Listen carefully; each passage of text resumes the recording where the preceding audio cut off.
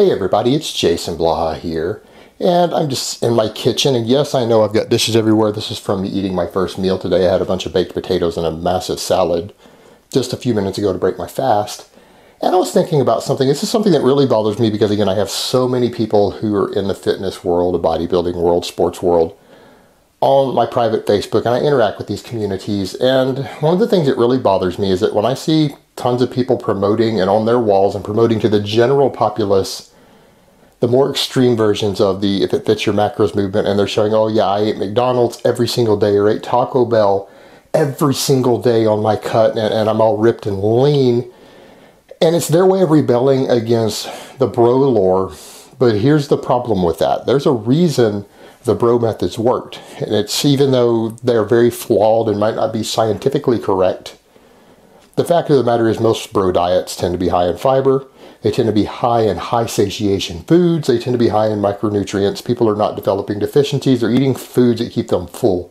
They tend to have low calories per food volume, or how satiating they are, which is a real problem for people with excessive appetite or people who do not have massive energy turnovers. And then people are showing this to someone, and this might be a person who started out at 195 pounds, which is around 89 kilos. They're 14% body fat when they started their cut.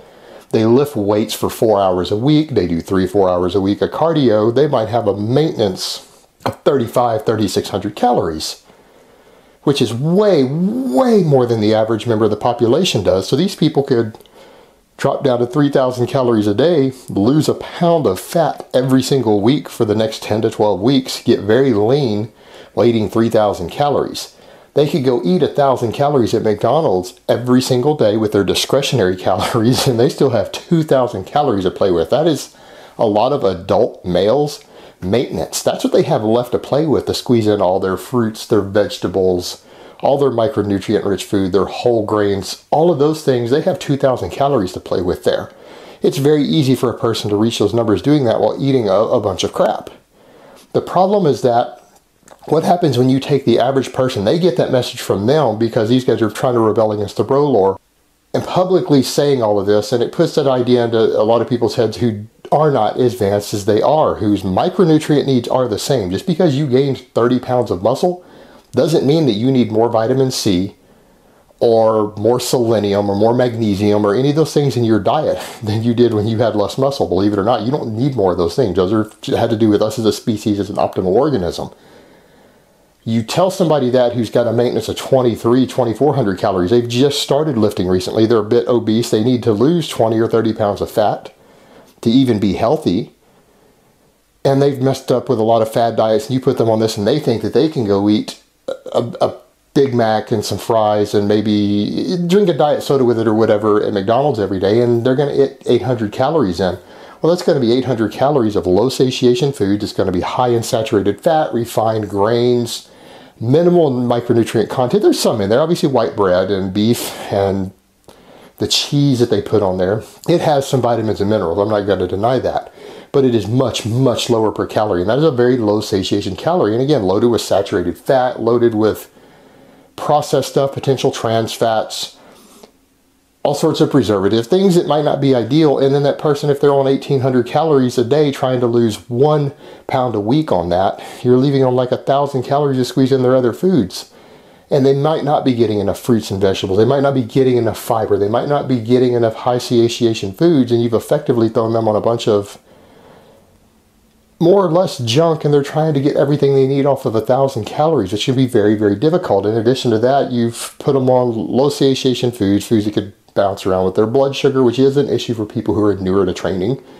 People who haven't been lifting for 4 hours a week and squatting heavy 2 or 3 times a week for the past 2 years do not have the same level of insulin sensitivity. Okay, they do not. That's one of the reasons they're obese. Things like their blood sugar tend to crash easier. When their blood sugar crashes, they get hungry. So you're essentially putting these people on a relatively unhealthy way for them to cut. They're going to have satiation problems. And so while this method might work for someone and they get away with it, it doesn't mean it's ideal, but you still got away with it because you're in a calorie deficit and meeting most of your needs.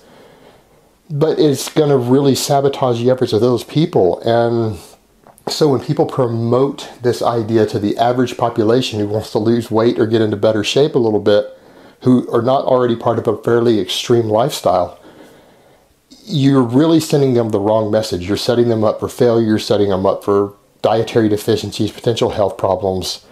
And you really and truly should be pushing those people away from that and pushing them back towards bro types of eating, because it's going to work better for them, because they're on such fewer calories, or maintenance calories are 1,000 or more lower than someone who's really active and has built a foundation, sometimes even more.